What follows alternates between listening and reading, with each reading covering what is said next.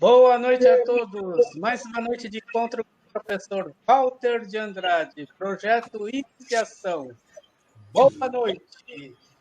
É com você, Gilberto. Olá, boa noite. Estamos ao vivo, mais um programa, Projeto Iniciação. Recadinho aí rápido antes de nós começarmos, né? A partir deste programa, nós passaremos a um novo formato, que nós estamos aí fazendo uma experiência. Então, você que está assistindo aqui ao vivo ou que estará vendo esse programa, que ficará gravado aí no canal, terá a oportunidade de ter a sua resposta, de ter a sua pergunta, né, respondida pelo professor. Então, olha que interessante, né? Então, você, além de poder mandar a sua pergunta aqui no chat ao vivo, porque o nosso programa é ao vivo, então, às vezes, não dá tempo, e você assiste gravado depois e gostaria, né, de deixar um comentário, de ter alguma resposta sobre algum tema. Então, teremos agora essa oportunidade. Basta que você escreva embaixo do vídeo, né, não no chat, no vídeo, no canal, que no programa posterior, ou seja, no programa seguinte, sempre no início do programa, o professor irá responder as perguntas. Algumas ele já até responde lá no próprio vídeo mesmo, mas a maioria, por hora, será respondida aqui ao vivo. E lembrando, a pessoa precisa estar presente. Então, sempre que você deixar a sua pergunta por escrito no vídeo, quando começar o programa, alguns minutinhos antes, você já vai ali no vídeo, né? Está lá programado, e já dá um oi para a gente saber que você está presente. Já temos até uma resposta hoje aí, de uma pessoa que já deixou lá uma pergunta no vídeo, e já vamos dar início a essa nova modalidade, e eu acho que vai ser bem bacana esse novo modelo. Certo? Então é isso. Bom programa para nós. Boa noite, professor. Boa noite a todos, sejam todos bem-vindos, né? A mais esse encontro nosso de Projeto Iniciação, né? É uma honra, uma alegria, uma felicidade muito grande estarmos aqui novamente reunidos para tratarmos de assuntos tão importantes, né? Sabemos que todos nós temos muitos projetos na vida, né? Mas o maior projeto que uma pessoa tem na vida é o projeto de iniciação. Fazer a sua iniciação, a sua transformação interna para atingir gradativamente a consciência cada vez mais próxima da consciência divina interna que é necessário nós adquirirmos. A consciência, a nossa divindade, né? Devemos dizer que para desenvolver o projeto de iniciação é necessário que a pessoa se filie a uma escola iniciática. Isso é absolutamente necessário. A pessoa não pode fazer o seu projeto de iniciação sozinha. Não tem isso aí. Não, isso os mestres falam, né? Então, é necessário. E nós sugerimos, então, que quando a pessoa buscar uma escola iniciática, ela tem esse convite que nós deixamos para que ela procure a Sociedade Brasileira de Eubiose, fundada pela professora Henrique José de Souza, né? Então, nós devemos dizer que, para que a pessoa faça esse contato, é só entrar no Google, colocar Sociedade Brasileira de Eubiose, né, no busca, e vai aparecer o site da Eubiose, né, com todos os departamentos aqui do Brasil. A pessoa, então, faz a sua inscrição, entra em contato, né, e faz a sua inscrição para, o devido tempo, começar o seu projeto, os seus estudos diretamente na Eubiose, né? Muito bem. Esse encontro, devemos dizer, que é destinado a dar a base filosófica e iniciática para aqueles que pretendem seguir o caminho da iniciação, né? A base sempre é a doutrina, os trabalhos de Helena Blavatsky, né, incluindo a doutrina secreta, né, Helena Petrovna Blavatsky, e os ensinamentos do nosso querido mestre professor Henrique José de Souza, fundador da Sociedade Brasileira de Eubiose. O objetivo é a síntese do conhecimento, a fim de propiciar aos pretendentes ao caminho da iniciação informações de valores importantes para essa finalidade. E outra finalidade também importantíssima do encontro é propiciar a reflexão a respeito do momento evolutivo que a humanidade está vivenciando nesse início do século XXI, início da Era de Aquário. Eu quero somente relembrando, com se a pessoa entrar em contato com a Sociedade Brasileira de Eubiose, ela pode fazer os cursos de maneira presencial. Agora nós estamos voltando, né? Esse ano já voltamos ao sistema presencial. Agora, a pessoa que não... É interessante a pessoa se filiar, entrar em contato com o departamento da sua cidade, ou próximo à sua cidade, ou no seu estado, para ficar próximo, né? Relativamente ao departamento. Ficar mais próximo do departamento da Eubiose, isso é muito importante para a sua relação, né, constante. Muito bem. E, além disso, nós temos também uma outra modalidade de estudo na Eubiose, que é justamente o EAD, ensino à distância. Então, a pessoa não faz os cursos de preparação, ela não faz no departamento, mas através da internet, né, através do EAD, ensino à distância. Tudo isso pode ser resolvido quando a pessoa contactar justamente o departamento da Eubiose respectivo à sua região. Muito bem. Eu tenho aqui, inicialmente, duas perguntas do nosso irmão Itamar Oliveira, ele já está presente, né? A primeira pergunta que o nosso irmão Itamar Oliveira fez, ele pediu uma apresentação a respeito das 3 letras do alfabeto hebraico, Aleph, Mem, Shin. Eu devo dizer que o assunto é extremamente vasto. Não só vasto, como também difícil, né? Difícil, muito... também tem um assunto bastante profundo, né? E, então, nós devemos dizer...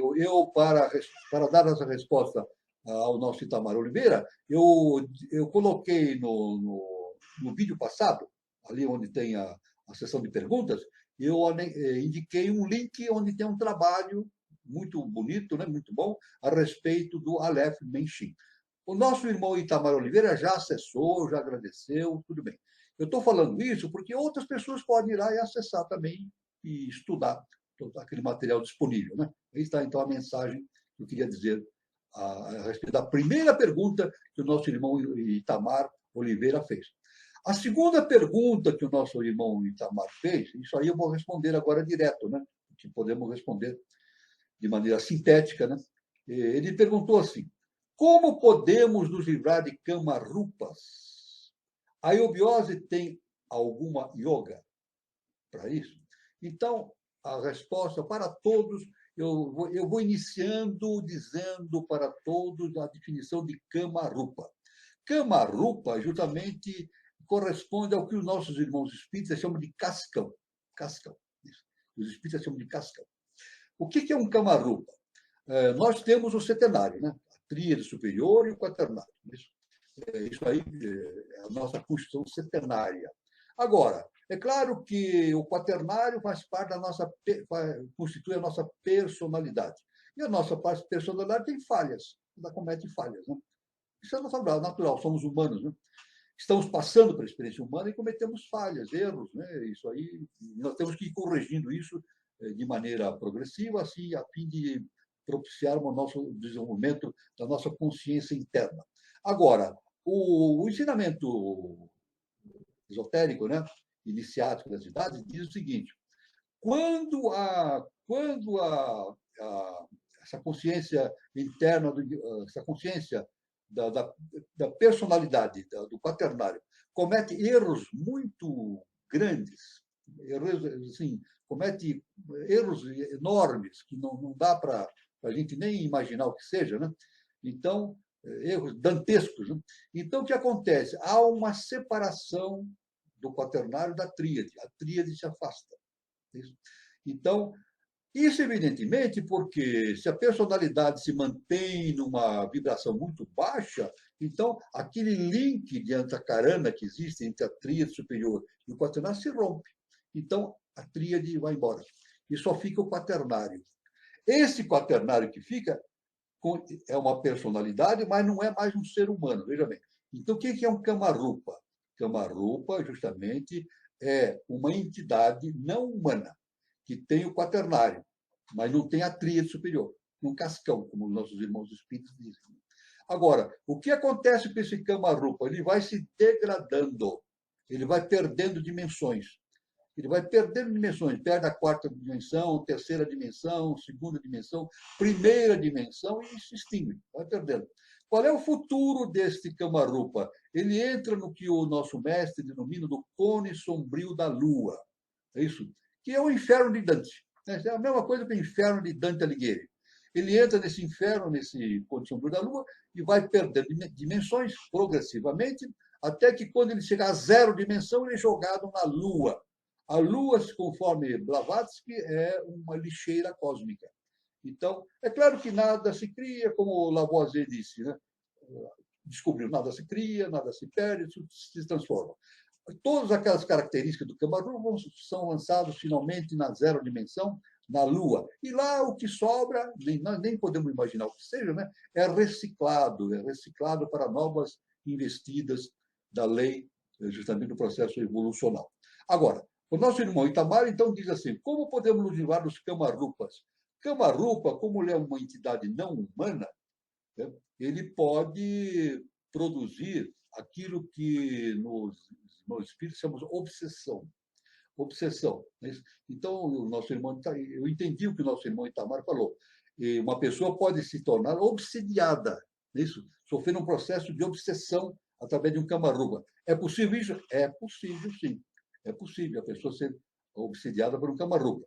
Eu quero até dizer o seguinte, mais uma informação, que é muito importante. O Kamarupa, ele pode existir no mundo hiperfísico e no mundo físico.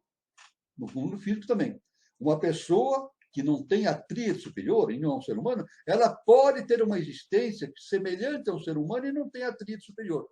Isso o nosso mestre afirmou que nessa passagem de milênio, né, do século XX para o século XXI, o mundo ia ficar cheio de Kamarupas, inclusive encarnados em corpos físicos, né? Densos. Né?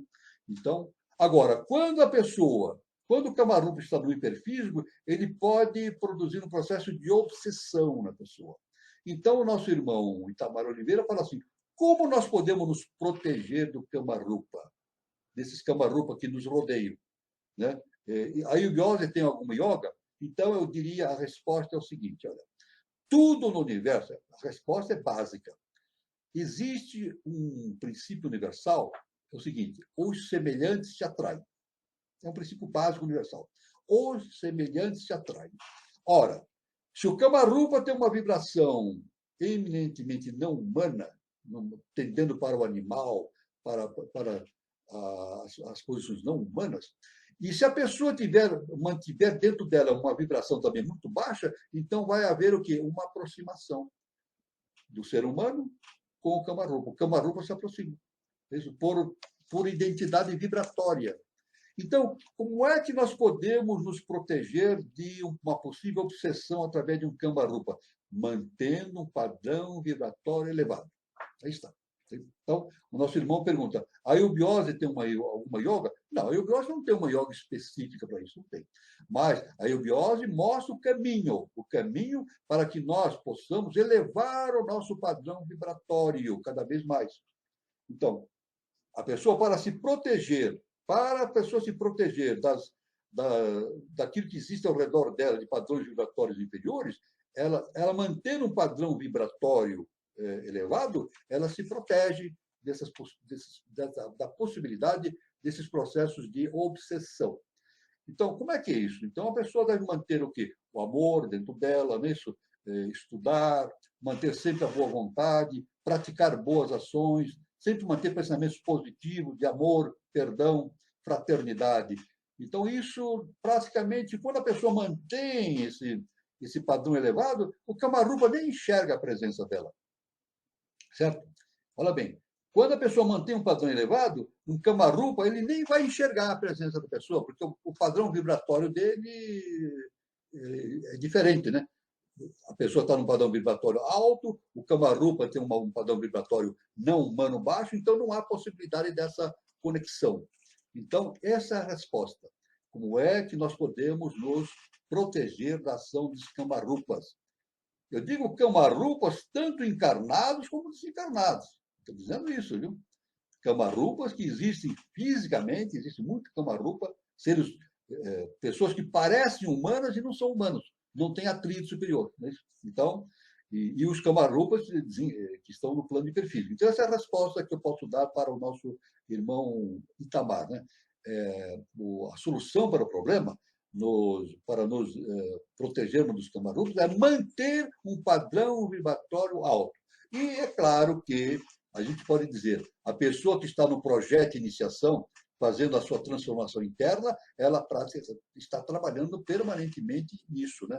Mantendo o seu padrão vibratório alto, e, é claro, ela vai ter uma proteção muito adequada contra esses possíveis ataques de entidades com vibração muito baixa, inclusive não humanas. Então, essa é a resposta que eu posso dar para o nosso irmão Itamar Oliveira. Tudo bem? Ficamos à disposição para outros esclarecimentos, né? Então, aí está para o nosso irmão Itamar Oliveira. Muito bem. Nós vamos continuar, então, o nosso trabalho aqui. Justamente, estamos desenvolvendo um trabalho com relação ao simbolismo arcaico universal, que consta da doutrina secreta de Helena Petrovna Blavatsky. Todo o assunto nós desenvolvemos baseado no ensinamento de Blavatsky e também baseado no ensinamento do professor Henrique José de Souza, fundador da Sociedade Brasileira de Eubiose. Muito bem. Então, continuando nesse nosso trabalho de estudo desses assuntos, né, nós vimos o seguinte, que a doutrina esotérica apresenta 7 criações primárias e 7 secundárias, sendo as primeiras forças que evoluem por si mesmas, procedentes da força única, sem causa, e as últimas mostram o universo manifestado, emanado dos elementos divinos já diferenciados. Todos representam 7 períodos de evolução, ou seja, depois de um dia ou de uma idade de Brahma. Aí, então, é aquele conceito, né? Os 7 dias de Brahma e as 7 noites de Brahma. O universo é cíclico, né? Ele passa pelas 7 noites de Brahma, depois entra nos 7 dias e vai ciclicamente se revezando em dias e noites de Brahma, através de milhões e milhões de anos. Né? A filosofia oculta jamais emprega o termo criação ou evolução a respeito da criação primária, mas chama as forças ou aspectos da força sem causa. Um eminente estudioso chamado Marcos da Antiguidade, cuja filosofia era mais pitagórica que outra coisa, fala de uma revelação que teve acerca dos 7 céus, que produziam cada um som e uma vogal, pronunciando eles os 7 nomes das 7 hierarquias angélicas. A criação primária é a da luz, o espírito, e a secundária, ou das trevas, é da matéria. Tudo bem? A primeira é a emanação dos Elohim, nascidos por si mesmos, são os deuses, e a segunda é a natureza física, os Manus são idênticos aos Yanshohans. Então, veja bem, no princípio, na Bíblia está assim, no Antigo Testamento, no princípio era tudo trevas. A treva não significa simplesmente escuridão, não é isso. Treva significa justamente a ausência da polaridade. A ausência da polaridade. Então, a luz e as sombras estão unidas ali num processo não polar, né? Um processo de equilíbrio. Então, é por isso que Deus, está na Bíblia, né? Deus, a voz divina disse assim, e faça-se a luz. E a luz se fez. É claro, quando ele disse faça-se a luz, ele fez justamente a separação entre luz, entre espírito e matéria. Aí passou a existir, é claro, evidentemente, passando a existir o mundo do manifestado. O imanifestado produz o manifestado. Né? Então, isso aí é muito importante. Agora, com relação ao que foi citado aqui, a respeito do Manu, os Manus são idênticos aos de Jean Chorans, dizemos que Manu vem da raiz sânscrita man, que é pensar. O pensamento procede da mente. E, em cosmogonia, é o período pré-nebular. Chamado assim, tecnicamente, é chamado pela ciência inicial das idades. A segunda criação é a origem de todo ser, consciente ou inconsciente, a origem da forma. Os rishis, que animam as 7 estrelas, são as inteligências que, depois de Deus, animam o universo. Este é o período da névoa de fogo, o primeiro grau da vida cósmica, quando os átomos saem de Laia, o primeiro bosquejo da personalidade. O que é o ponto Laia? O ponto Laia é justamente aquele ponto onde há a conversão da noite de Brahma para o dia de Brahma. Então, ponto Laia tem as noites de Brahma, passa pelo ponto Laia, na horizontal, aí origina tem os dias de Brahma. Né? Então, a terceira criação é o conceito do eu, de Abraham, eu. É a criação orgânica ou dos sentidos, principiando por Budi. É a mônada humana liberta do plano da ilusão, livre das formas de Ankara, livre de manas terrestres. Budi é eterna e imortal, a inteligência divina. Então, veja bem, nós, na nossa tríade superior, nós temos assim o superior, a mente superior, né? Que é sintética, né? E, paralelamente, nós temos o Buddhi, que é a nossa consciência búdica, ou a intuição. E acima, na tríade, nós temos justamente a consciência crística em nós, né? Crística em nós. Então, nós vemos que realmente a mônada humana liberta.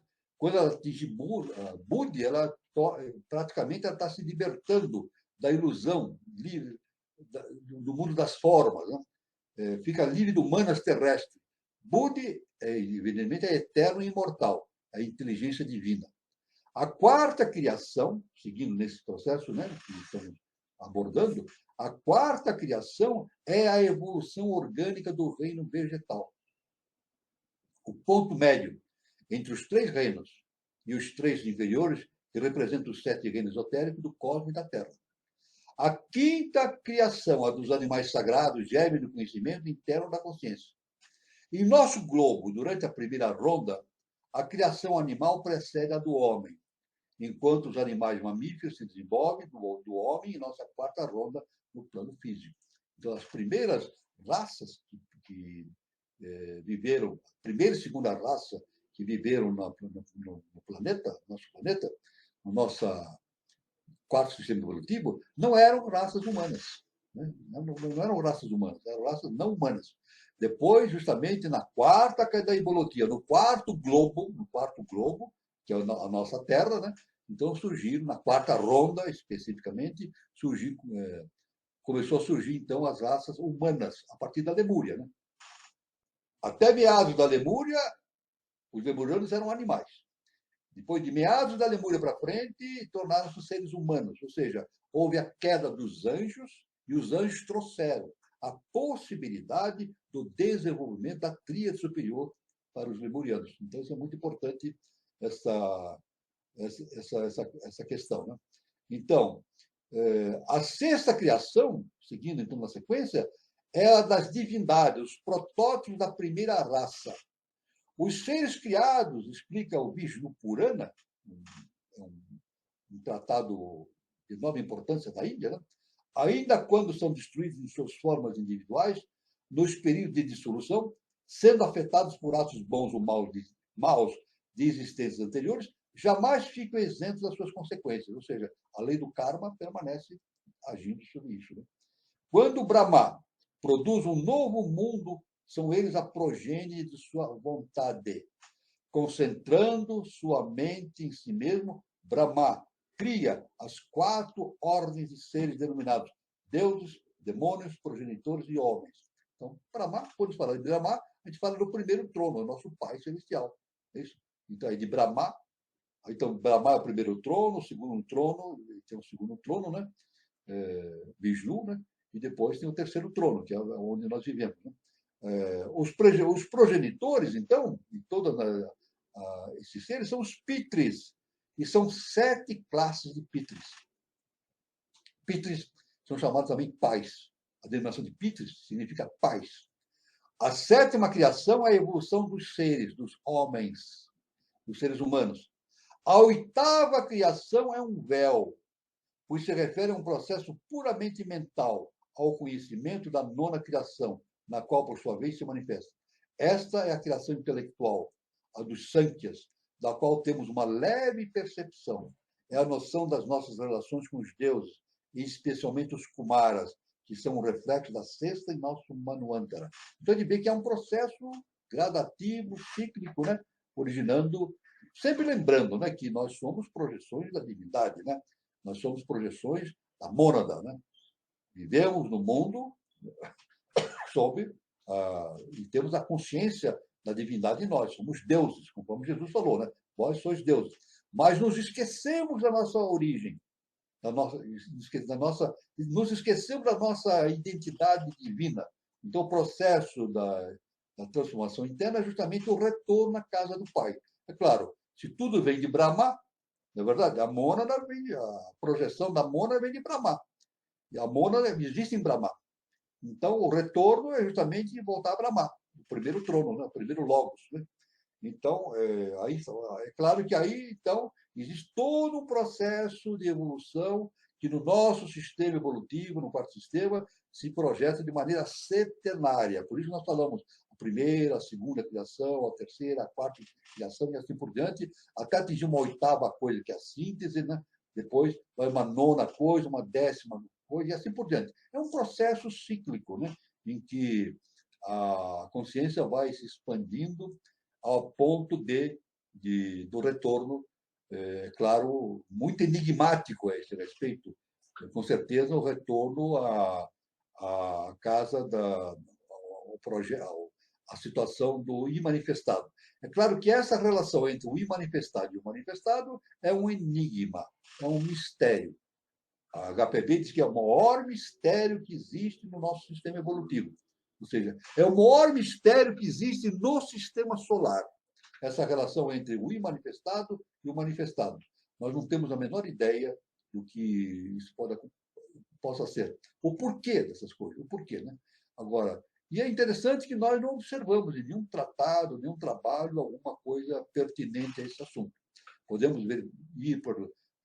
fazer pesquisas e mais pesquisas, os próprios estudiosos estudam muito, se aprofundam nesse assunto para tentar entender, mas é claro que isso aí é um assunto que está além, está muito e muito além do nosso entendimento. É isso? O Eterno sabe. Claro, o Eterno, o manifestado, ele sabe exatamente o momento em que isso deve se esclarecer, e quando, como, isso nós não sabemos. Né? Mas sabemos, sim, que existe um processo evolutivo. E esse processo evolutivo significa expansão da consciência. E essa expansão da consciência significa que nós tomemos consciência da nossa própria divindade. E com isso nos libertamos do mundo maiávico. Por isso que Jesus, o Cristo, de maneira sintética, maravilhosa, ele diz: conhecereis a verdade e a verdade vos libertará. Então, o que é conhecer a verdade? Conhecer a nosso Deus, conhecer a nós mesmos. Conhecer a verdade é conhecer a nós mesmos. Isso. E quando nós conhecemos a nós mesmos, a nossa divindade, a essência divina que está dentro de nós nos libertamos. essa verdade nos liberta. Nos liberta do quê? Da maia, da ilusão. Isso, passamos, então, a viver um mundo do não ilusório. Né? Isso é muito importante no processo da iniciação. Isso é fundamental para ser entendido. Nós, como eu sempre digo, é o seguinte, nós podemos ter enormes dificuldades para entender um assunto, outro assunto, realmente são assuntos de enorme profundidade, né? que mesmo os especialistas em cada um desses temas têm as suas dúvidas, têm as suas conjecturas, etc. Né? Mas uma coisa nós temos, é importante a gente manter na nossa mente. O importante mesmo, o mais importante nesse processo evolutivo é nós sabermos, termos noção de como as coisas funcionam. Então, apesar de não entrarmos nos detalhes, nós entendemos o formato básico do universo. Esse processo evolutivo, isso aí nos ajuda muito no entendimento de questões gerais ou questões específicas. A nona criação, a dos Kumaras, é ao mesmo tempo primária e secundária. Os Kumaras são os Dhyans, imediatamente derivados do princípio supremo, que reaparece no período de Vaisvasvata Manu para o progresso da humanidade. Os Kumaras são os filhos nascidos da mente de Brahma. São 7. Veja bem, tudo isso está dentro da ciência inicial das idades. É claro que devemos dizer que esse assunto é muito complexo, não é fácil, é muito complexo. Né? Tanto que HPB, Helena Petrovna Blavatsky, ela mesma afirmou, né, que ela não é a origem desse conhecimento, ela foi o veículo desse conhecimento. Todo esse conhecimento extraordinário que foi dado através das suas obras, incluindo a Doutrina Secreta, Isis Sem Véu e outros tantos trabalhos, ela afirma que foi dado pelos mestres. E ela foi, então, veículo do conhecimento desses mestres. Então, daí, veja bem a importância e a profundidade desses conhecimentos. É claro que isso aí foi dado no século XIX para nós, né? A HPB foi veículo desses mestres no século XIX. E é claro que a gente sabe que somente no século XIX isso podia ser feito. É isso? Por exemplo, Blavatsky não poderia fazer esse trabalho há 4.000 anos ou 2.000 anos atrás. Não havia condições da humanidade ter a base científica, a base intelectual para o entendimento. Já não tem. Atualmente já é difícil, né? Então foi justamente no século XIX, né, que a HPB foi colocado pela lei cósmica, universal, justa e perfeita, para servir de intermediária para esses assuntos divinos, né, do processo universal.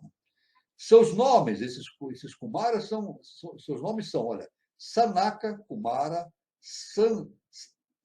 Sanandana Kumara, Sanatana Kumara, Kapila Kumara, Ripu Kumara, Prachaksha Kumara e Sanat Kumara. São 7 Kumaras. Os 4 esotéricos são Sanat Kumara, Sananda, Sanaka e Sanatana. Os 3 esotéricos são Sna, Kapila e Sanusujara. Os nomes já são difíceis, né? Vindo lá da Índia, né? São nomes em sânscrito, já pelo nome já é uma dificuldade muito grande em até a gente pronunciar e quanto mais guardar todos esses nomes. Né? Mas é por isso que a gente sempre fala, não, a pessoa quando está no caminho da iniciação não deve se preocupar momentaneamente pelo fato de existirem muitos nomes que ela não consegue gravar, é muito difícil. Não, isso não. Tem que entender como as coisas funcionam. Depois, com o tempo, os nomes vão sendo absorvidos pela consciência e vai cada coisa caindo no seu lugar. Isso à medida que a pessoa vai entendendo, se ilustrando e se aprofundando nos conhecimentos. Então, é necessária uma especial atenção sobre essa classe de Dhyans Chorans. Por aqui jaz o mistério da geração e herança que se faz alusão no comentário da instância número 7 que nós estudamos. São os anjos das trevas do catolicismo. Isso a HPB explica, né? Essas divindades, negando-se a criar progenie, permaneceram sempre jovens, Kumaras, isto é, sempre puros e inocentes, pelo que receberam o nome de Kumara. São 5, porque 2 dos Kumaras sucumbem. Os teólogos rebaixaram na categoria de anjos caídos, Satã e demônios. Os Kumaras, sendo ascetas virgens, se negam a criar o ser material, o homem. Então, os Kumaras, realmente, eles estão no mundo, não material, né? Então, eles se manifestam no mundo não material, né? Esses Kumaras que nós fizemos. Né? Então, isso aí... Aliás, sempre lembrando agora que Kumara, que são consciências extraordinárias do cosmos, né, que nós estamos abordando aí no assunto de hoje, né? Kumara vem justamente de Kume, né? Kumara. Então, Kumara quer dizer maravilha que vem do Kume, maravilha que vem do alto. Kumara quer dizer maravilha que vem do alto. Então, vem do alto da montanha. É interessante até um ensinamento do nosso professor Henrique José de Souza, fundador da Sociedade Brasileira de Biose, que ele nos diz que, durante a história da humanidade, frequentemente, ou quase sempre, né, esses conhecimentos que são doados para a humanidade são doados no alto de uma montanha. Veja bem, todos os conhecimentos vêm do alto de uma montanha. Então, os 10 mandamentos, Moisés obteve numa montanha, né? Todos os trabalhos vêm de uma montanha, não é isso? O monte, né? Jesus, o Monte das Oliveiras, foi essencial nesse processo do trabalho grandioso desse grande mestre, né? Jesus, né? Então, o Monte das Oliveiras. Então, sempre vem de um monte, né? E sempre lembrando que, interessante que, lembrando um paralelo do Egito com esses montes, né? O Egito não tem montes, né? Terra, areia plana, né? Com dunas, etc., mas não tem montanhas como o resto do mundo que se nos apresenta, né? Mas eles criaram, então, as montanhas específicas para quem criou? Os atlantes criaram as pirâmides. As pirâmides são montanhas, são montes específicos que retêm o conhecimento iniciático das idades ali, né? Nós não conhecemos ainda especificamente tudo o que está contido na pirâmide. A HPB diz que esse assunto, o conhecimento profundo das pirâmides, as pirâmides do Egito, né, só será entendido a partir do terceiro milênio. E, aliás, as pirâmides não é somente um trabalho dos egípcios, né? Nós temos aqui os astecas, né? Os maias, eles faziam pirâmides. No Oriente também muitos povos construíam pirâmides. Então, está tudo ligado com essa ideia do Kumara, né? A maravilha que vem do cume, maravilha que vem do cume. Então, isso aí é muito importante, né? E, aliás, é sempre simbolizado por uma cabra, né? A cabra é o símbolo do Kumara, né? O símbolo do Kumara, a cabra. E a cabra onde é que vive? Nas montanhas, né? Elas andam nas montanhas, né? Nos cumes, né? E, aliás, sempre lembrando, né? Pedro Álvares Cabral, não é isso? O símbolo heráldico dele, na bandeira da família dele, tinha justamente uma cabra. Por isso que ele é Cabral. Então, por quê? Porque ele fez um trabalho cumárico, né? Um trabalho de manusco cumárico, de trazer justamente, naquele momento, o povo português para o Brasil. Né? Um trabalho cumárico. Veja bem, tudo isso a gente vê, o professor diz assim, nada acontece por acaso. Então, a lei cósmica é justa e perfeita. Então, está tudo encadeado, tudo concatenado dentro do processo evolutivo. Né? Então, isso é muito importante, essa questão. Né? Essas divindades, então, aí está a noção básica, né, do Kumara, que nós pretendemos dizer. Né? Agora temos, metafisicamente, os 4 elementos. Né? Metafisicamente, só existe um elemento na natureza, na raiz do qual está a deidade. Os 7 elementos, dos quais 5 já estão manifestados e afirmados a sua existência, são o véu da deidade, de cuja essência vem diretamente o homem, considerando-o física, psíquica, mental ou espiritualmente. O corpo do éter não está ainda completamente manifestado, e o seu número é o síntese do resto. O corpo do éter nós podemos entender isso como o quinto, o segundo trono, né? Justamente o segundo trono, o quinto sistema evolutivo que está em processo de andamento, né? Dentro da biose faz esse trabalho, né? Justamente a expansão da consciência para projetar dentro de nós mesmos, cada vez mais, a consciência de um quinto sistema evolutivo, depois, futuramente, um sexto sistema evolutivo. Isso faz parte do trabalho iniciático do nosso querido mestre, professor Henrique José de Souza. Todos que vierem para a biose vão ter oportunidade de estudar a fundo essas questões, através das revelações do mestre, através de toda a literatura existente na eubiose. Né? Então, o fogo, o ar, a água e a terra eram apenas a veste visível, os símbolos das almas ou espíritos animadores visíveis. As hierarquias dessas forças são classificadas numa escala setenária do imponderável, desde a composição química ou física até o puramente espiritual. Nos antigos fragmentos de um antigo documento, lê-se o seguinte: do éter vieram todas as coisas, e ao mesmo voltarão depois. As imagens de todas as coisas ficam impressas nele de maneira indelével, e o depósito dos germes e dos restos de todas as formas visíveis, até das ideias. Então, veja bem, do éter vieram todas as coisas. Basicamente, em linguagem bastante simples, do éter, todas as coisas vieram do segundo trono, que é o segundo, a mãe divina. Então, do éter, segundo trono, vieram todas as coisas, porque a mãe divina criou os 7 deuses, e os deuses criaram os 7 sistemas evolutivos, e tudo isso se encaixa dentro desse contexto que nós estamos abordando hoje. Né? Então, do éter veio tudo, da mãe divina, do segundo trono. E para lá, tudo vai voltar novamente. Tudo volta acrescido do conhecimento, da experiência adquirida no mundo humano. Isso é muito importante. Não é isso? Nós, como professor de mônadas, não é isso? Nós passamos pela experiência mineral, vegetal, animal, agora estamos passando pela experiência final, estamos, evidentemente, somando experiências na nossa consciência monádica para o retorno à casa do Pai. Não é isso? Evidentemente, para voltar à casa do Pai, que é Brahma, temos que passar pelo éter, o quinto sistema evolutivo, que é justamente o segundo trono. Então, de uma maneira geral, a gente vê que o assunto é complexo, é muito complexo, né? E todos aqueles que se dedicam a esses estudos, né, devem se dedicar profundamente, meditando a esse respeito. E o mais importante de tudo, conforme o ensinamento do professor Henrique José de Souza, a pessoa deve estudar, se aprofundar, comparar, meditar e tirar as suas próprias conclusões. Isso é muito importante que o nosso mestre fala.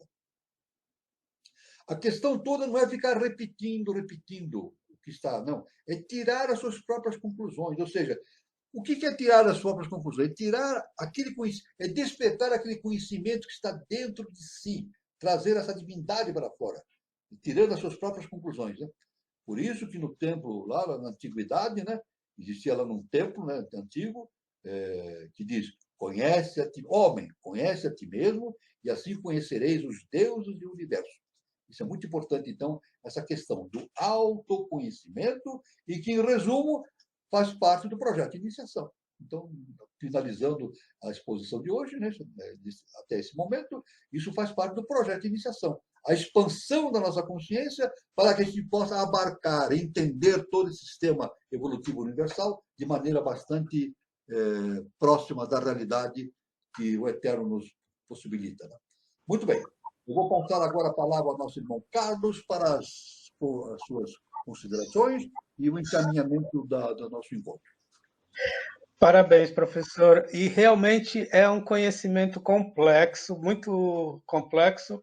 E me ocorreu o seguinte, professor: a quarta raça, que era Atlântida, tinha domínio desse conhecimento. Por que agora nós, na raça ariana, perdemos tudo isso, professor? Olha, a raça Atlante ela teve uma existência muito extensa, são milhões de anos. Né? E a nossa raça ariana, quanto tempo tem? 1 milhão de anos. Quer dizer, nós somos ainda, a raça ariana está engatinhando, é uma criancinha ainda, é um bebezinho. A raça ariana é um bebezinho, 1 milhão de anos. A raça lemuriana durou milhões e milhões de anos, 200, 300 milhões de anos. A raça atlântica também, em torno de 200, 200 milhões de anos. Né? Então, agora, nós devemos fazer, o irmão falou, por que os Atlantes tinham tanto esse conhecimento. Né? Agora, nós devemos meditar a seguinte questão, veja bem. quando nós falamos da raça Atlante, estamos falando, de maneira geral, o povo, de maneira geral, a classe, a raça Atlante, né? Que tinha desenvolvido, o máximo desenvolvido era o mental concreto. Mental concreto. É claro que dentro da raça Atlante existiam seres de hierarquia, né? Os mestres, né? Seres de hierarquia, que tinham conhecimento com a tríade superior, kumárica e assim por diante, né? Mas, quando a gente fala no regime da raça Atlante, vamos dizer, na média, né, todos, o máximo que eles tinham na raça Atlante, na média da população, era o desenvolvimento do mental concreto. Então, muitas pessoas dizem assim, podem comentar, eu já ouvi comentários a esse respeito, né, que a raça Atlante era superior à raça ariana. Não, isso não é verdade. A raça Atlante não é superior à raça ariana.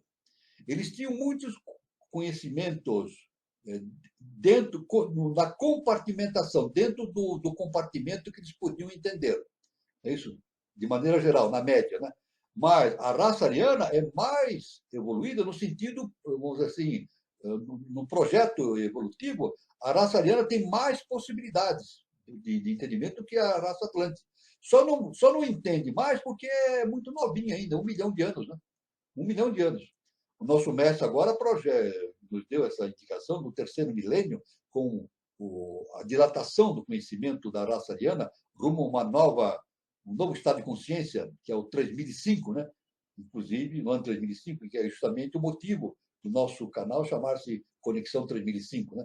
Então, a raça ariana, conforme nós depreendemos desse entendimento, a raça ariana deverá expandir o seu conhecimento do terceiro milênio, a ponto de atingir uma situação de enorme destaque no entendimento dessas questões superiores. Sempre também relembrando um ensinamento do nosso mestre muito importante a respeito da evolução. A evolução ela vai acelerando. Então, nas raças anteriores, o processo evolutivo era mais lento. Veja bem, na Lemúria era lento, depois em Atlântida tornou-se mais rápido, e na raça ariana é mais rápido, então.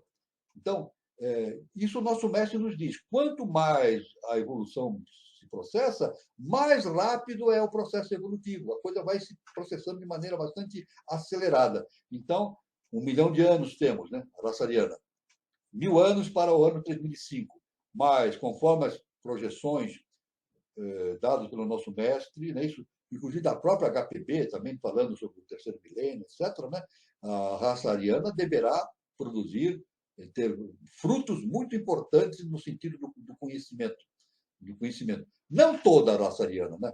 Não toda a raça ariana, mas pelo menos uma elite. Uma elite da raça ariana deverá atingir um conhecimento bastante exponencial com relação ao entendimento da ciência inicial das idades. Então, é isso que eu queria deixar bem claro, comparando a raça Atlante com a raça ariana, né? Evolutivamente, a raça ariana é superior à raça Atlante, mas é muito novinha ainda. Muito bom. Gilberto, você tem alguma colocação? Boa noite, muito bom. Bom, só lembrando, né, passando aqui o recadinho antes de nós irmos para as perguntas, para quem chegou agora,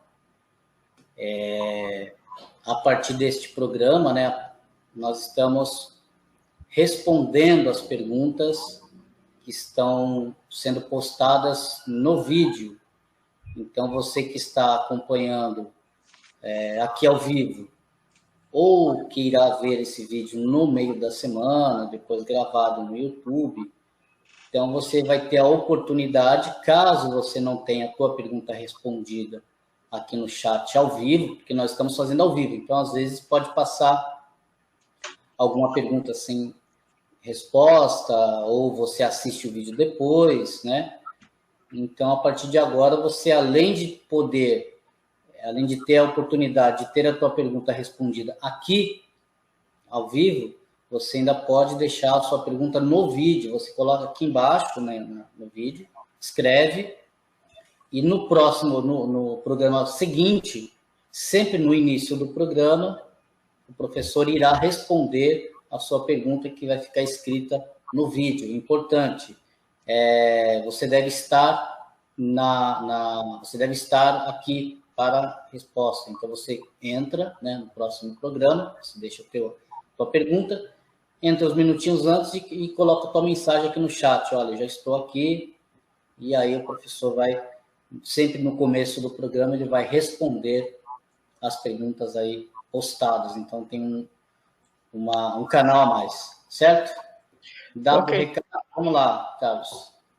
Ô, professor, tem uma pergunta da TA que diz o seguinte: gostaria de entender melhor a sua sequência de migração por Mercúrio, Vênus e Terra e como harmonizar essa ideia com a sequência planetária Saturno, Sol, Lua e Terra. Veja bem, isso aqui é um trabalho importante, é um processo de entendimento bastante importante dentro do conhecimento eubiótico, né? O processo da nossa quarta cadeia evolutiva, ela vem desde Mercúrio, né? Começa em Mercúrio, depois lá foram originados seres específicos para essa vida mercuriana, depois esses seres mercurianos foram transportados para Vênus, onde já existia uma raça também lá existindo, né? Isso há tempo, milhões de anos, né? Depois, então, o que acontece? Eles foram transladados para a Lua. Os mercurianos vieram direto para a Terra e constituíram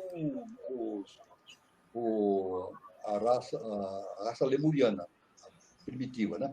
E depois vieram para a Terra aqueles que vieram de Vênus, passaram pela Lua e vieram para a Terra, constituindo então as raças que aqui nós conhecemos, né, especificamente. Então, agora, é claro que aqui a nossa irmã, essa pessoa que não está fazendo essa pergunta, ela diz harmonizar essa ideia com a sequência planetária, Saturno, Sol, Lua e Terra. Devemos dizer que num processo evolutivo anterior, no terceiro sistema, houve a explosão do quinto planeta. Isso, quinto planeta. Então, a Terra era o quarto planeta, na quarta órbita, e tinha um quinto planeta.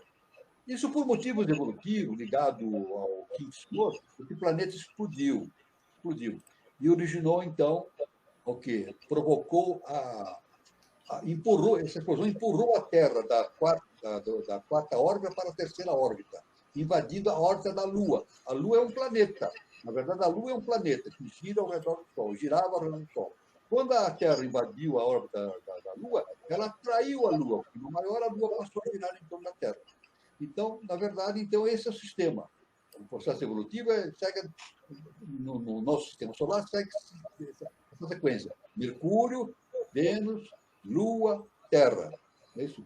Só que, evolutivamente, como o quinto planeta não existe mais, então a Terra, agora vamos imaginar, a Terra tem que desenvolver uma tripla função. Ela tem que terminar o processo evolutivo lunar, que é o terceiro degrau, tem que fazer a sua própria evolução, que é o quarto degrau, e tem que fazer o quinto processo evolutivo, que corresponde ao quinto planeta que não existe mais. Então, o trabalho da Terra é triplo. Tem que fazer a Lua, fazer a sua própria evolução e fazer a evolução relativa ao quinto planeta. Depois do quinto planeta, então, tudo... se existisse o quinto planeta, o que aconteceria? Tudo que estava na Terra iria ser transladado para o quinto planeta, para lá evoluir. Mas como não existe o quinto planeta, não há para onde levar a evolução terrestre para um quinto estado, né? Então, tudo é feito na Terra. 3, 4 e 5. Agora, num determinado momento, quando a quinta fase evolutiva tiver terminada, então passa tudo para Júpiter, que é o sexto planeta. Depois que terminar em Júpiter, vai para o sétimo planeta, que é justamente Saturno. Sempre lembrando que o nosso sistema solar evolutivo vai de Mercúrio até Saturno. Urano, Netuno e Plutão não fazem parte do processo evolutivo do nosso sistema solar. Urano, Netuno e Plutão giram ao redor do Sol, mas não fazem parte do processo evolutivo espiritual do nosso sistema solar. Então, de maneira geral, é essa a visão que a gente tem a respeito do processo evolutivo, harmonizando justamente essa ordem na sequência, né? Mercúrio, Vênus, depois Lua, tudo que estava na Lua foi trazido para a Terra desenvolvendo os 3 níveis de 3 trabalhos, né? Terminando a Lua, fazendo a sua própria parte, que é a 4ª parte, e fazendo a 5ª parte, que é do 5º planeta, e depois, no final, tudo que resultar dessa tríplice função vai ser encaminhada para Júpiter, que é o 6º planeta evolutivo, e depois, futuramente, para o 7º planeta evolutivamente, que é justamente Saturno. É claro que isso aí é um projeto imenso, né? Da evolução solar, né? A gente está resumindo aí de maneira bastante sintética, né? Mas é um estudo muito extenso, né? Existe na eubiose, existe quem vier fazer os estudos na eubiose, né? De iniciação, vai ter importantes referências a esse respeito, né? Também revelações do nosso mestre, professor Henrique de Souza, a esse respeito. O assunto é muito vasto, né? A gente está resumindo aqui em poucos minutos, né? Mas é muito vasto. Isso aí cabe em livros e mais livros, considerando todo esse processo enorme da evolução planetária, né? Solar. Né? Muito bom, professor. O Júlio Teixeira coloca: cama-roupa é o corpo astral depois que o ego desperta e reencarna e aquele veículo vira cascão astral, a respeito dos 3 corpos: corpo físico, corpo astral e corpo causal. O nosso irmão Júlio, nós devemos resumir. Em resumo, é o seguinte, o nosso irmão Júlio, pelo conceito de Kamarupa, né? Kamarupa é um quaternário que não tem a tríade. Pronto, isso é de maneira bem simples. É um quaternário que não tem a tríade. Isso é um Kamarupa. Ou seja, o que é um quaternário que não tem a tríade? Não é um ser humano. É isso? Um Kamarupa não é um ser humano. É um ser que vive com as suas com aqueles registros contidos no processo evolutivo correspondente por qual ele passou, mas não é um ser humano. Então ele se comporta de maneira não humana. E é claro que esse quaternário ele vai retrocedendo a diversas dimensões. Está na 4ª dimensão, passa para a 3ª, depois para a 2ª, depois para a 1ª dimensão e vai para a dimensão 0. Agora, o Kamarupa é muito interessante, olha. É um quaternário que não tem a tríade. Kamarupa é um quaternário que não tem a tríade. Agora, ele quer manter-se atuante. Isso. Mas ele não tem aquele processo, né, energético que compõe o setenário. Né? Então, ele tem o quê? Ele tem que adquirir energia através de algum processo. Aí, então, ele vampiriza. Vampiro existe? Claro que não existe. Esse vampiro que suga sangue não existe. Isso é invenção. Isso é de filmes, livros. Né? Esse vampiro que suga sangue, isso não existe. Né? O Conde Drácula, isso é tudo invenção, isso é imaginação. Mas existe o vampiro, que é o Kamarupa. Então, o Kamarupa, para obter a energia, para se manter vigente, vivendo, mas a sua degradação é inevitável, então ele começa a parasitar, começa a vampirizar aquilo que ele encontra no seu caminho. Aí então, a gente percebe que o Kamarupa vampirizando um ser humano encarnado, por exemplo. Ele vampiriza, ele fica tirando energia do ser humano. É isso? Depois, quando ele não consegue mais vampirizar um ser humano, porque ele está se degradando, ele começa a vampirizar os animais. Ele vampiriza os animais. Depois, quando ele não consegue mais vampirizar os animais, ele começa a vampirizar os vegetais. E, no final, ele começa a vampirizar os minerais. Aí ele se degrada. O mineral, na 1ª dimensão, ele vai para a 0ª dimensão. Então, aliás, isso aí está descrito no Evangelho. Isso é bem descrito no Evangelho. Jesus encontrou, num determinado momento, um homem, um ser humano, se debatendo no chão. Então, eles diziam que ele estava dominado pelos demônios. Né?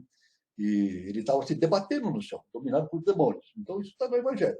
Jesus, então, impôs a mão, né, e tirou esses demônios. desse ser que estava se debatendo no chão. Aquilo que Jesus tirou dele eram cama-rupas. E no Evangelho é dito nessa descrição evangélica, que esses cama-rupas, eles se denominaram assim mesmo como legião. Então, aquele ser humano que estava ali se debatendo, ele estava sendo vampirizado por muitos cama-rupas juntos, estavam ali vampirizando o pobre ser. Mas é claro que isso aí tinha a lei do karma agindo, né? E Jesus chegou, verificou que o karma daquele ser humano tinha se esgotado e, por imposição das mãos, ele eliminou aqueles cama-rupas que estavam vampirizando aquele ser humano ali, naquele sofrimento. Mas no Evangelho diz que no momento que aqueles cama-rupas, aqueles seres que chamavam legião, saíram do corpo daquele ser humano, eles entraram no corpo dos porcos. Eles entraram no corpo de uma vara de porcos. E os porcos ficaram endoidecidos e começaram a correr e se jogaram num despenhadeiro. Isso está no Evangelho. Eles ficaram enlouquecidos, os porcos, e se jogaram num despenhadeiro. Então, isso mostra claramente no Evangelho, né? Aqueles cama-rupas saem da vara de obsessão do ser humano e passam a fazer obsessão dos animais, dos porcos. Isso está no Evangelho descrito, né? Esse milagre do Senhor Jesus Cristo, né? Que ele fez, né? Na interrupção do karma daquele ser humano, o karma dele tinha se esgotado, e ele fez, então, ele retirou os cama-rupas do corpo daquele homem, né? E os cama-rupas foram imediatamente para o corpo dos porcos. Isso tudo é descrito no Evangelho. Muito bom, professor. O Itamar Oliveira coloca o seguinte: a egrégora do Globo Azul pode ajudar? Veja bem, eu não posso entrar na questão do Globo Azul porque é um assunto ligado ao curso da eubiose, né? Então, a pessoa que for fazer o seu curso da eubiose, ela vai ter toda a instrução. Eu não posso entrar nesse assunto porque é um assunto pertinente a um estudo iniciático dentro da eubiose, né? Mas como o nosso irmão citou o Globo Azul, realmente existe a egrégora do Globo Azul, mas eu não posso entrar nesse assunto, porque é um assunto pertinente ao processo de iniciação contido dentro da eubiose, né? Mas agora devemos dizer o seguinte: Globo Azul, digamos assim, qualquer processo, um processo de mentalização do indivíduo que eleve o seu padrão vibratório, vai ajudar decididamente a pessoa a se proteger das influências astrais, das influências hiperfísicas. E voltando, falando dos cama-rupas, né? Então, ele elevando o seu padrão vibracional, é isso? E é claro que através das yogas também, né? Não é uma yoga específica. Todas as yogas, né, existentes, né? E eu já não estou falando da eubiose, né? Estou falando da yoga de maneira geral. Isso existe desde a antiguidade, né? Esse estudo, né? O conhecimento iniciático da Índia, né? O conhecimento das yogas, né? As yogas realmente fazem com que o padrão vibratório do ser humano se eleve e ele se fique protegido, né? Tem uma proteção bastante intensa com relação a essas influências negativas de baixas vibrações que o rodeiam, né?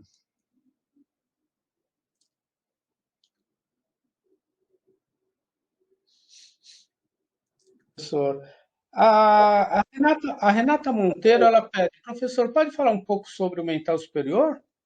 O mental superior é justamente o processo que nós estamos passando, entrando agora, né? Na verdade, o mental, tudo se divide em 7 planos. Vamos agora raciocinar. Todo plano, o nosso setenário, é dividido em 7 subplanos. Então, existe o plano físico, que é dividido em 7 subplanos. São 3 planos físicos mais densos e 4 subplanos mais hiperfísicos, que é justamente o duplo etérico. Depois temos, então, o corpo astral, que também tem 7 subplanos. 7 subplanos.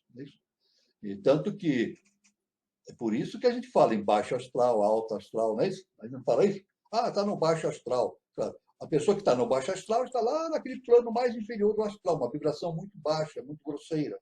E aquele que está no alto astral está no astral superior, uma vibração mais refinada. Então, isso indica então, a existência, de acordo com a ciência iniciática, de cada plano se divide em 7 subplanos. E no mental é a mesma coisa também. O plano mental se subdivide em 7, é constituído por 7 subplanos.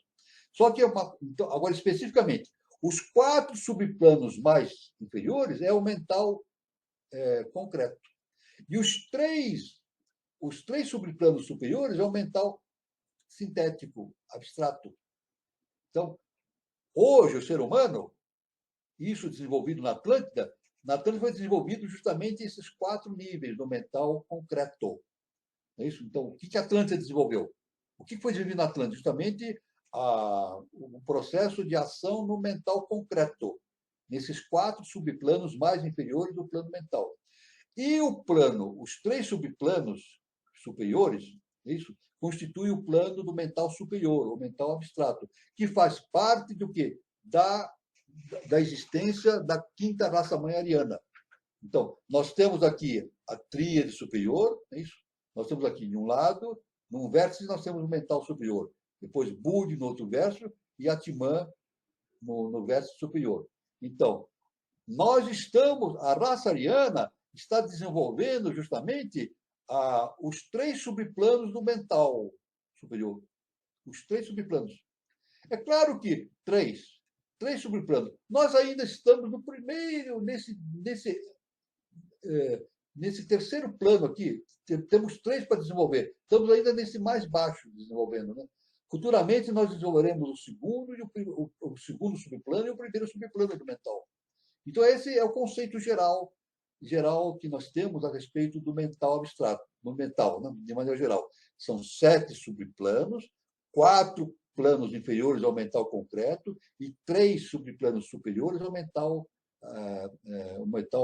sintético, ou abstrato, que corresponde justamente ao trabalho ao qual está destinado a evolução da raça ariana, né? Desenvolver o mental superior, o mental abstrato. Então, esse sinteticamente, de maneira bastante objetiva, né? É a conceituação que nós podemos dizer a respeito sobre o mental superior. Esse mental superior são 3 subníveis, né? 3 subníveis do mental. Nós estamos ainda desenvolvendo o primeiro subnível, o nível mais inferior dessa tríade. Depois, futuramente, toda a humanidade deverá desenvolver o segundo e passar para o primeiro. Aí, então, o mental superior vai ficar desenvolvido completamente, o mental abstrato. Ao mesmo tempo, veja bem, o Budi vai se desenvolvendo também em paralelo. Ao mesmo tempo que o mental superior vai se desenvolvendo, Budi vai se desenvolvendo. Então, desenvolve-se a mente e a intuição. A mente e a intuição vai se desenvolvendo a tal ponto de que, num determinado momento, essa polaridade se fecha. E a gente, no futuro, teremos, então, a possibilidade de ter um mental superior desenvolvido, ao mesmo tempo que uma intuição profunda a respeito das coisas.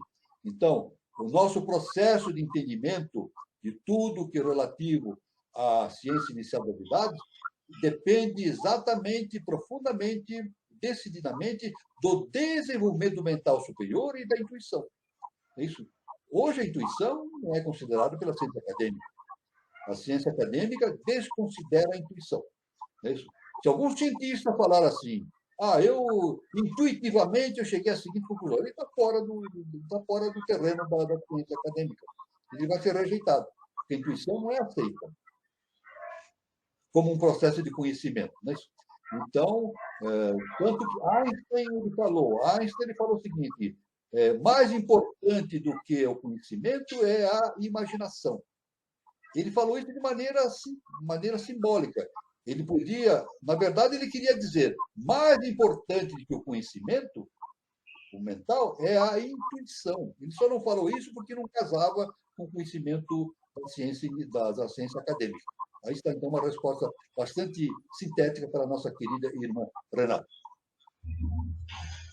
Muito bom, professor. Eu tenho uma pergunta longa, professor, da Thaís Cecília. Ela quer a opinião do senhor sobre as obras de artes, tá? Professor, gostaria de saber sua opinião sobre as artes em relação a este exercício de manter elevados os pensamentos e sentimentos. Há obras que tenho dificuldade em encarar, mas penso que não deveria estar, como dizer, tão sensível, pois a polaridade faz parte. Muito bem. Uma Então, excelente pergunta. como assistir ou ler ou ouvir obras que tratam de tristeza, de violência, mas que são obras importantes e indicadas? Muito bem, a nossa irmã Thais, eu quero dizer o seguinte, olha, as obras de arte, realmente, né, agora temos que distinguir o que é arte mesmo, né? Arte. A arte é ligada ao belo, né? Pronto. Não dizer mais nada. A arte, na verdade, verdadeiramente, é ligada ao belo. Se não tiver algo ligado ao belo, não é arte. É outra coisa, é um outro nome que podemos dizer, né? Se a irmã diz assim, que uma arte que prega a violência, a tristeza, quer dizer, isso não é arte, não é o belo, né? Não é o belo. Isso não se trata do belo. É um desvirtuamento da arte, né?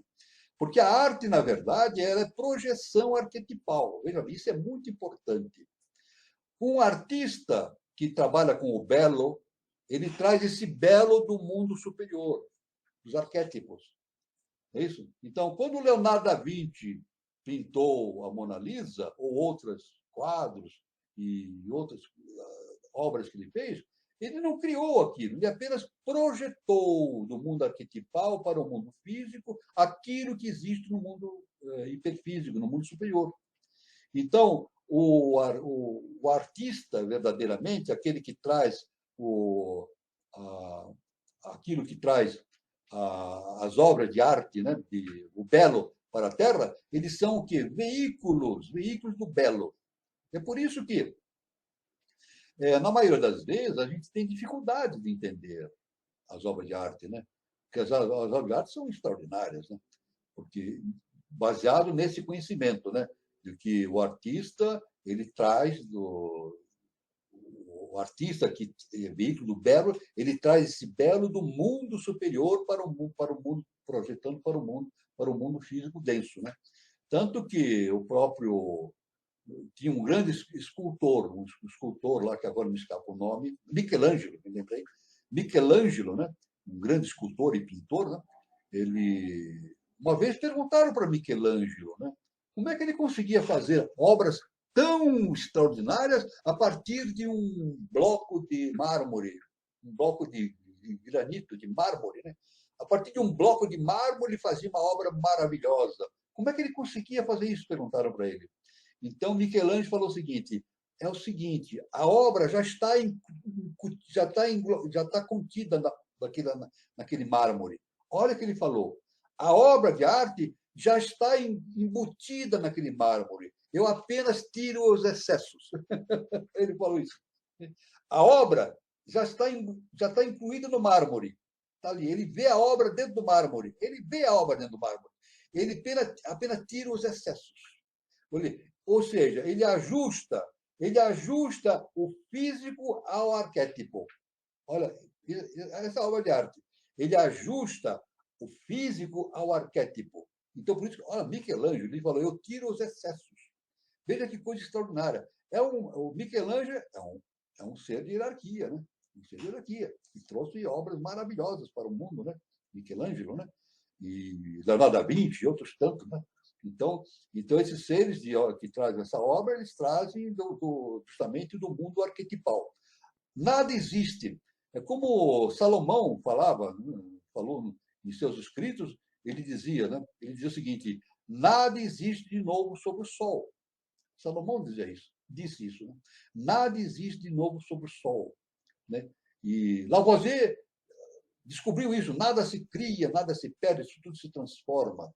Então, na verdade, o artista, né, o gênio que faz uma obra de arte, ele não cria aquela obra, ele não cria, porque nada se cria. Ele projeta aquela obra do mundo hiperfísico para o mundo material. Então, ele tira os excessos, adequa a obra àquele arquétipo. Isso é um entendimento fantástico que nós temos a respeito de um ser, desses seres extraordinários que trouxeram obras maravilhosas, né?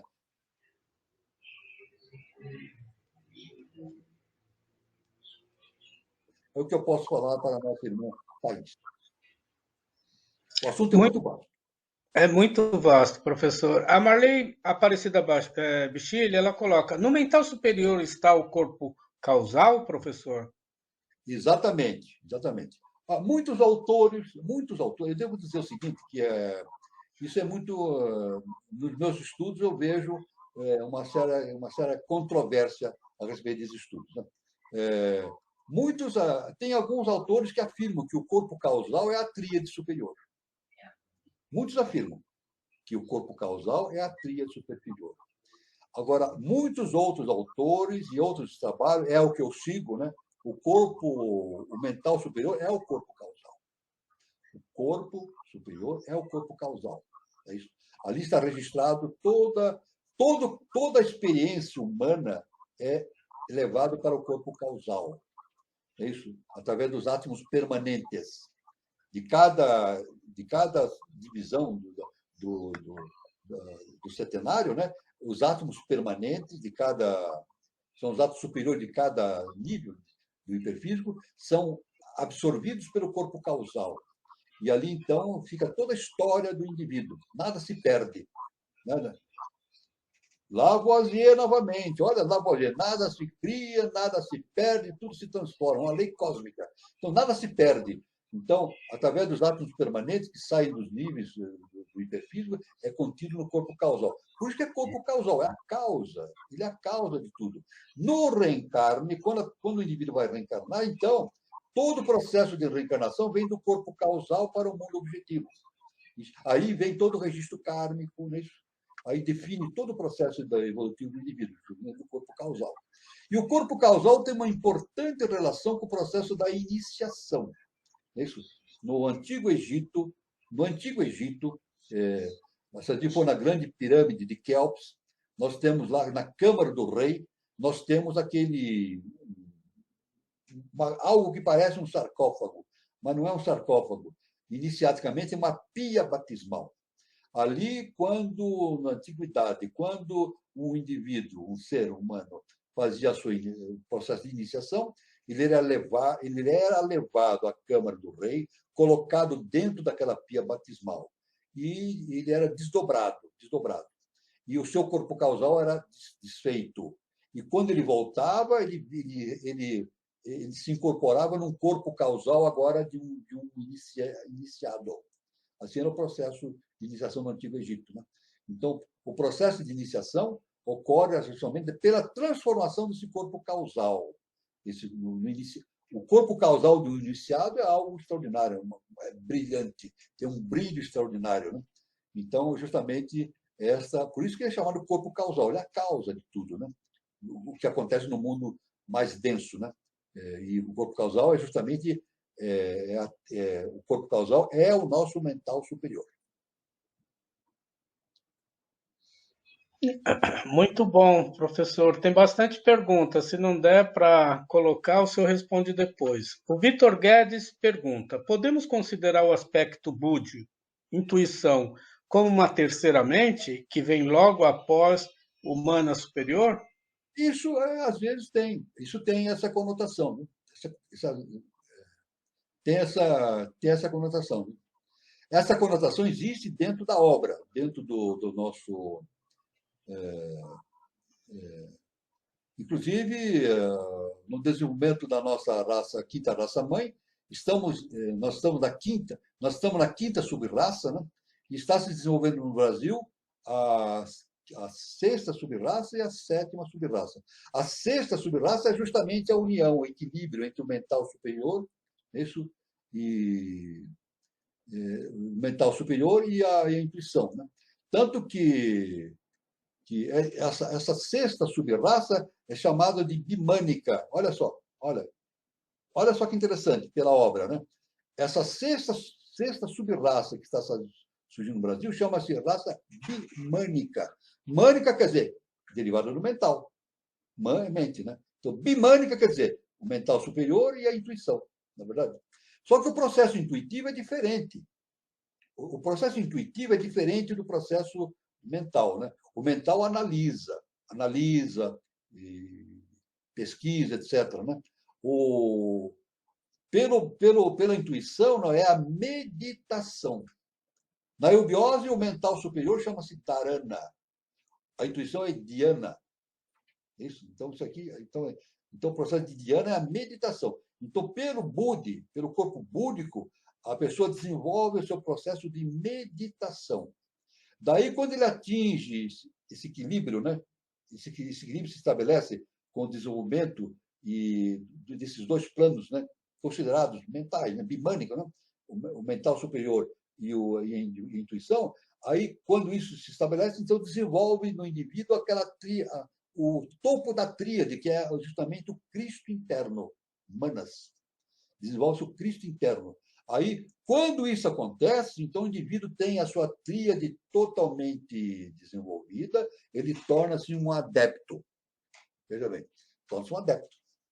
Ele já passou pelo processo da iniciação, pela transformação do seu corpo causal, corpo búdico, e aí desenvolve plenamente o seu corpo crístico.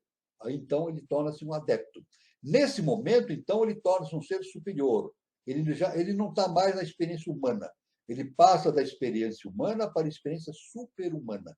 Veja só como é muito importante essa visão geral. É por isso que eu sempre respondo para os nossos queridos irmãos, o importante é ver como as coisas funcionam. Não é somente saber os nomes. O funcionamento é bastante interessante, né? Entender o funcionamento fica simples a gente entender como as coisas se processam, né, nesse processo da iniciação, o atingimento do adeptado e assim por diante. Isso, então, é a forma que eu posso responder para o nosso irmão Peter. Professor, o Testwell, ele pergunta o seguinte: a percepção do artista descrita pelo senhor, professor, poderíamos dizer tratar-se do mental abstrato superior? É muito mais do que isso, muito mais do que isso. É muito mais do que isso. Não, muito mais do que o mental. O artista, não só o artista, mas o gênio, né? O gênio. Por exemplo, Einstein, ele fez o trabalho dele somente através do mental superior? Claro que não. Ele utilizou nesse trabalho a sua intuição. O Budi, ele não falava intuição, porque intuição não é um nome aceito pela ciência acadêmica, né? Ele não podia falar intuição. Tanto que ele falava, olha, eu vou repetir o que ele disse. Mais importante do que o conhecimento é justamente a imaginação. O que ele queria dizer? Mais importante do que a soma das informações, o mais importante é justamente a imaginação. Mas vamos dizer assim, o que ele queria falar não era imaginação, era intuição. Então, é um processo de meditação. Claro que Einstein, quando desenvolveu a sua teoria da relatividade, ele foi muito além do mental abstrato, do mental superior, muito além. E foi através da sua genialidade, ele viu na sua frente aquele panorama universal que revolucionou o mundo da ciência. Né? Claro, a teoria da relatividade é antes e depois. Antes e depois da relatividade. Né? E todo gênio é assim, né? Os maiores e os menores. O gênio, o Einstein é um gênio mais próximo da nossa humanidade. Né? Agora, existem aqueles gênios superiores, né? Ligados aos seres superiores, como Jesus, o Cristo, né? Que trouxe realidades superiores para o mundo denso, né? Que a gente nem pode imaginar como é que ele conseguia fazer isso, mas é um mestre, né? Um mestre divino, né? Então ele trouxe todo esse conhecimento. Então,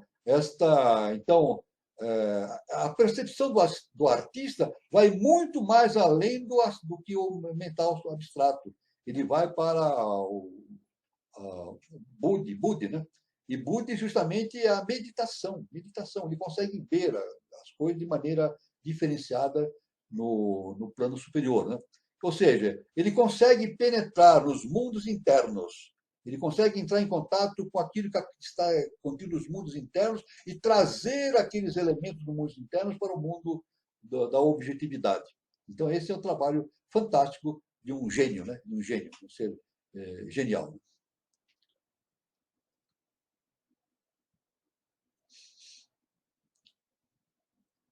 Muito bom, professor. O... Mas eu quero falar só uma coisinha. Pode falar.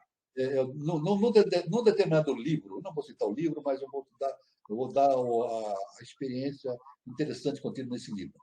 Nesse livro, num livro é citado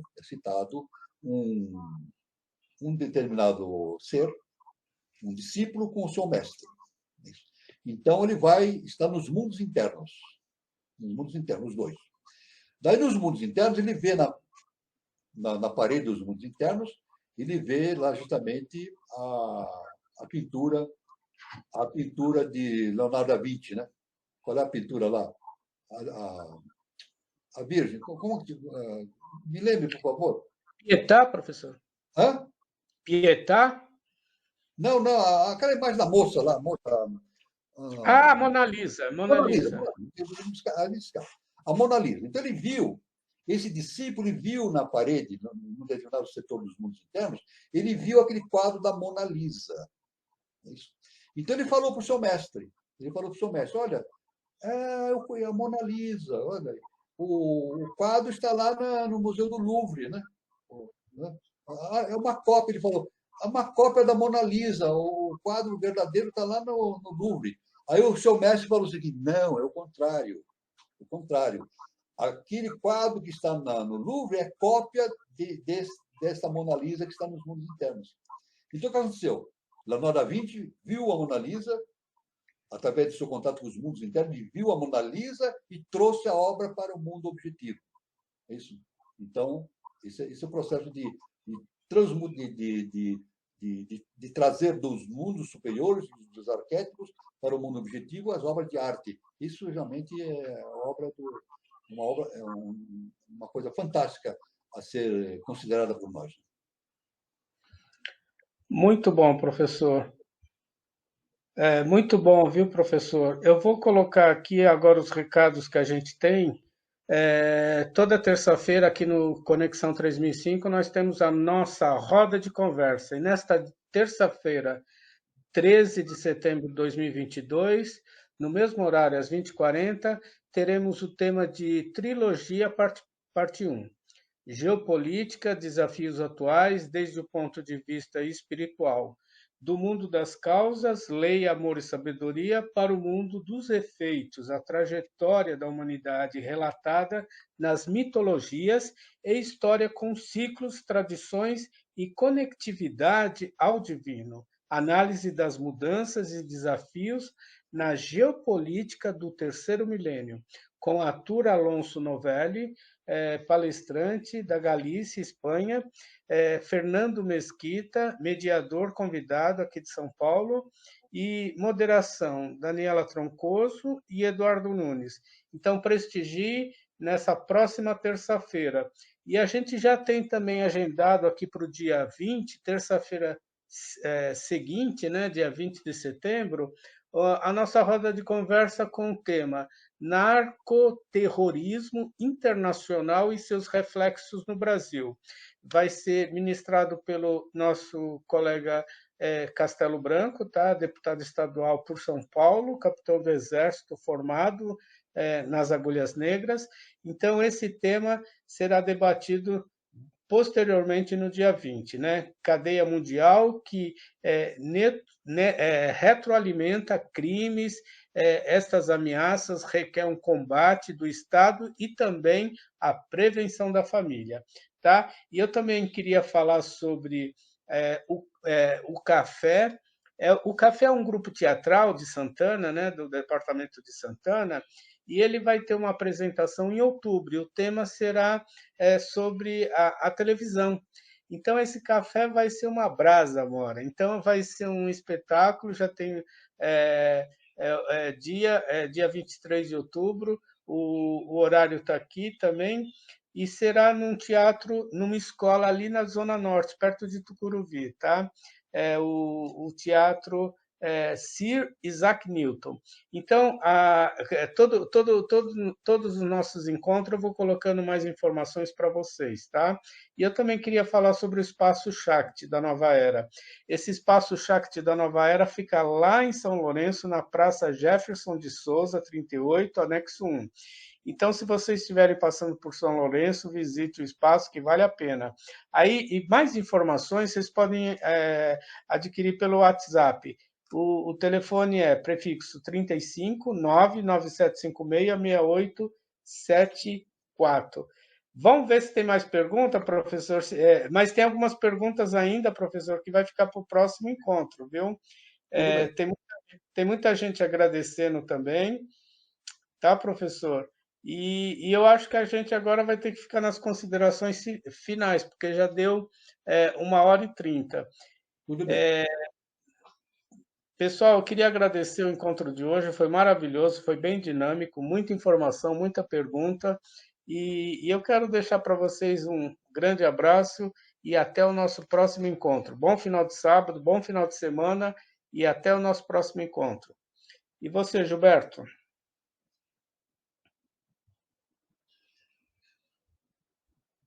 Tá sem som, Gilberto.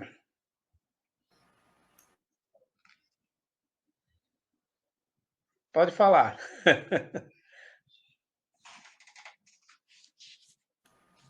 Agora foi?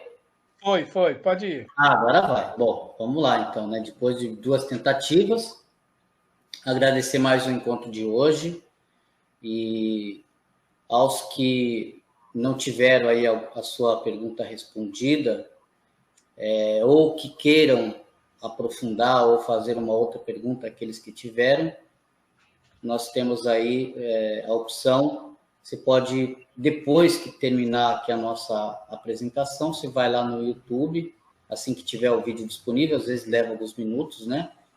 Você procura lá depois, você escreve lá nos comentários. Então, às vezes, aqui ao vivo, a gente não consegue, eventualmente, responder a todas as perguntas, porque às vezes tem um volume maior e a gente tem um tempo também definido, né? Mas a gente tem essa oportunidade aí de fazer com calma, com tranquilidade. E se você deixar sua pergunta lá no vídeo, ou se você estiver assistindo esse vídeo aqui mesmo depois, durante a semana, coloca a sua pergunta e esteja online. É importante que esteja online no começo do próximo encontro. E aí você coloca o teu nome ali no chat, dizendo que você já está online, e o professor irá responder o seu questionamento sempre no início do nosso programa, certo? Então, bom sábado a todos. Professor, boa noite. Muito obrigado a todos pela presença. Foi um dia, um encontro maravilhoso, muito feliz. E eu digo sempre, luz, paz e amor para todos. Até o próximo encontro. Fiquem com Deus.